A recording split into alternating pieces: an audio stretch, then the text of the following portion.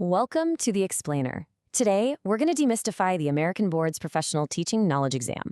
But let's be clear, this is way more than just a test. We're going to treat this as the ultimate playbook for becoming a really effective, really confident teacher. Everything really boils down to this one huge question. It's probably the very thing that got you interested in this profession in the first place. So today, we're going to explore how this PTK exam gives you a surprisingly clear framework to answer it. All right, let's get into it. Here's our roadmap for today. We'll kick things off with the big picture of this alternative path to teaching. Then we'll break down the game plan behind the exam itself. And finally, we'll get into the real nitty-gritty, the 4 key plays for classroom success. So first things first, let's talk about this new path to teaching. What exactly is the American Board? Well, it offers this unique, internationally recognized pathway into the classroom, specifically for people who are already experts in their field and are now ready to learn the craft of teaching. And at the absolute heart of this path is the PTK exam. Now, this part is critical. It's not about what you teach. Doesn't matter if it's algebra or American history. It's all about how you teach effectively. It's the universal science and art that works in pretty much every single classroom. So, what's the actual game plan here? What's the philosophy driving this thing? Let's take a look at how it's all designed to measure what really matters when you're standing in front of a room full of students. The whole exam is really built on this one core belief, that great teaching isn't just about following some script. It's about knowing the proven, research-based methods, that's the science, and then having the creative judgment to actually apply them in real-world scenarios, and that's the art. And here's exactly how they measure both sides of that coin. The exam is broken into 2 parts. You've got your multiple choice questions, which basically drop you into different classroom scenarios to check your knowledge. Then there's the written essay. This is where you show you can handle a realistic situation professionally, like, say, responding to an email from a concerned parent. It's a really balanced way to see what you know and how you use it. A great lesson, just like a great building, starts way before anyone ever steps inside. It all begins with a solid blueprint. And that is the entire focus of this first domain, instructional design. This slide shows you a really powerful planning strategy called backward design. Instead of starting with some fun activity you found online, you actually start at the end. So for a history lesson, you don't start with, hey, let's build a diorama. You start by asking, what do my students absolutely need to understand about the causes of the American Revolution? Then you ask, okay, how will they prove they understand it? Maybe it's a short written argument. And only then do you plan the activities to get them there. It's a total game changer. And here is the absolute golden rule of that blueprint. Everything has to be aligned.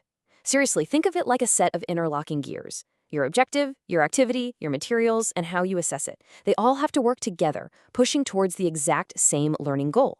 If even one of those gears is out of sync, the whole lesson can just grind to a halt. Okay, so our blueprint is in hand. Now it's showtime. It's time to step into the classroom. This next domain, it's the biggest section of the exam, and for a really good reason.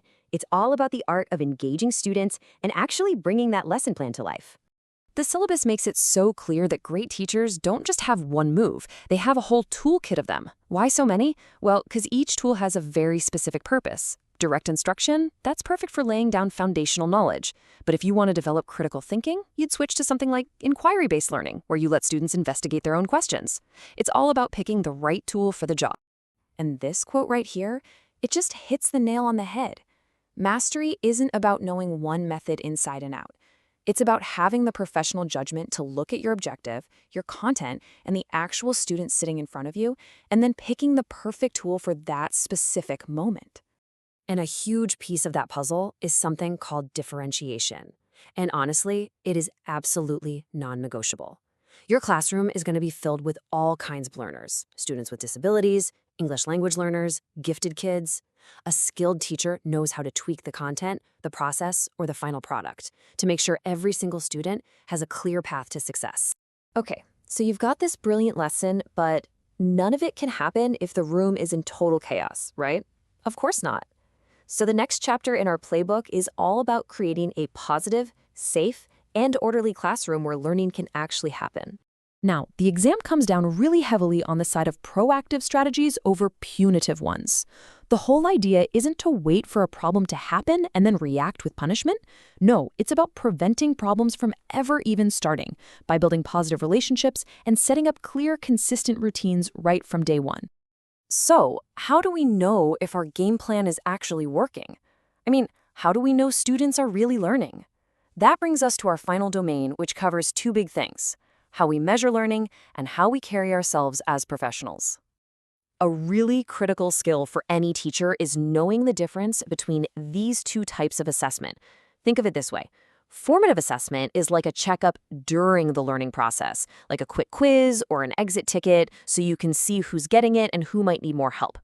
Summative assessment, on the other hand, is the final evaluation, like a big final exam that tells you what was learned at the very end. You absolutely need both to be effective. And beyond all the data and the tests, this domain reminds us that teaching is a profession with some really serious ethical responsibilities. It's about upholding a code of ethics, always maintaining student confidentiality, and making sure you communicate with parents, colleagues, and students with cultural sensitivity and just plain old respect. So when you pull back and look at all these pieces together, you start to see that the PTK really isn't just some hurdle you have to jump over.